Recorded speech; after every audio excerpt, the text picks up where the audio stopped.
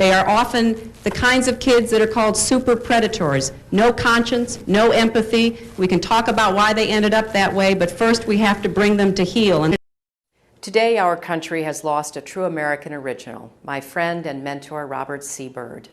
Senator Byrd was a man of surpassing eloquence and nobility, and I will remember him for many things. It is almost impossible to imagine the United States Senate without Robert Byrd. He was not just its longest-serving member, he was its heart, its soul, and its historian. From my first day in the Senate, I sought out his guidance, and he was always generous with his time and his wisdom.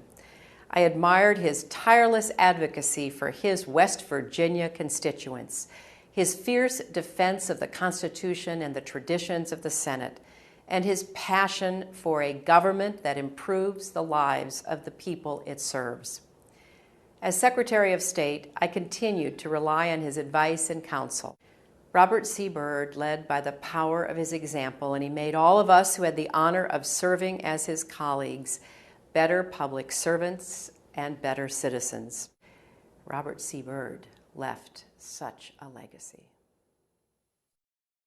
When you look at the way the House of Representatives has been run, it has been run like a plantation, and you know what I'm talking about. When the voting started, Bill looked set for Capitol Hill, with Hillary able to resume her East Coast legal career. But election night turned out to be a cruel reckoning.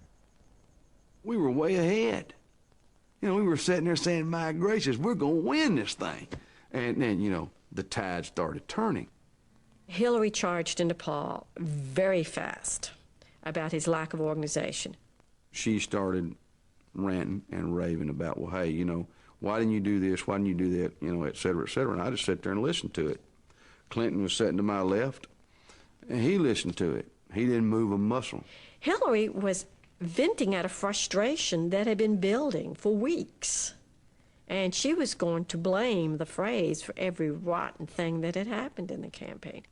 And I said, I know these counties. I know these people. I know who does what where. You can't tell me what's right or what's wrong about it. I know the system. You don't. She blamed Paul for getting Bill dates, setting him up. And I'm not setting him up to go out to eat dinner. I'm saying setting him up for sex. I mean, that's how I took it that night. What did Paul say? He didn't need to. Bill could get dates on his own. Well, buddy, that's when it exploded. I mean, you know. So, anyway, she called me everything but a white man, and then she got down to really bad business, and she attacked my culture. And that ripped me up. I mean, I couldn't believe that she would lower herself to that degree, you know, to call me what she did. But that's fine. What did she say? Well, you know, she just said, look, God, I hate to even talk about this. It's sad. It breaks my heart, really. Said, look, you f***ing Jew bastard, I don't care.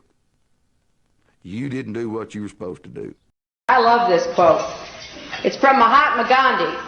He ran a gas station down in St. Louis for a couple of years. Mr. Gandhi, you can still go to the gas station? A lot of wisdom comes out of that gas station. So I come out blazing with heavy artillery for the queen of the Democrats, my homegirl, Hillary! Oh, I heard my name. I just have to say, thanks for the endorsement, Bill. Took you long enough. Oh, snap! Sorry, Hillary. I was running on CP time. That's not, I don't like jokes like that, Bill. That's not.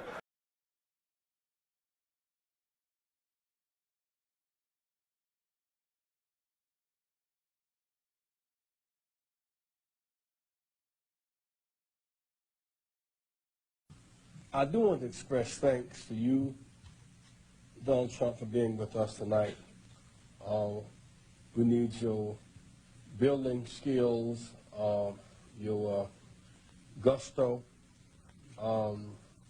your rent package for people on Wall Street who represent diversity. And We thank you for coming tonight. Let's give Donald Trump a big hand.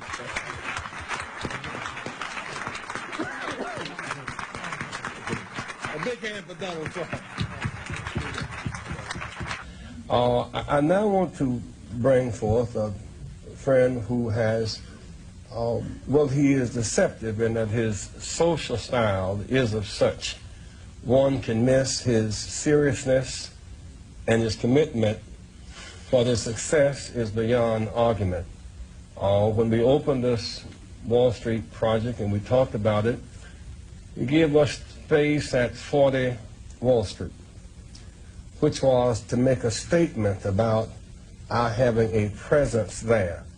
And beyond that, in terms of reaching out and being inclusive, he's done that too.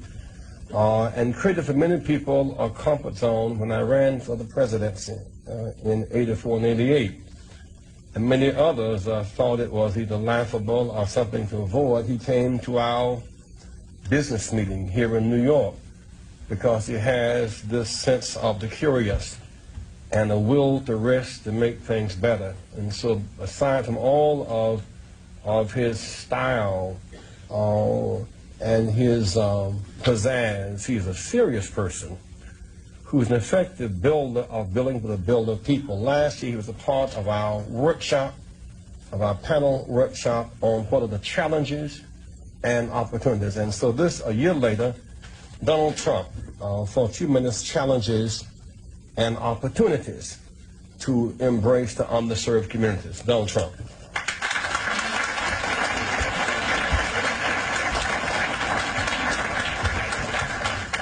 I will tell you, a large percentage of the people, and especially in construction, that are building these great jobs are black and minorities, and I'm very proud of it. We have close to 25%, and I think the number's going up, and they do a great job. There are no better builders than we have in New York, and a big percentage of that is black and minority folks. So I just want to thank everybody in the room for being here. I look forward to some questions, and then I don't know how we're ever going to leave this building today, because if you look outside, it is terrible, but we'll figure a way. There's always a way, and thank you, Jesse, and congratulations.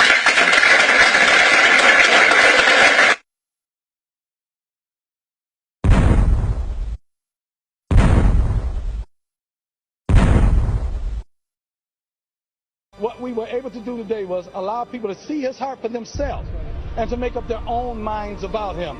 And they find out that he's not the person that the media has depicted him to be. Are you endorsing?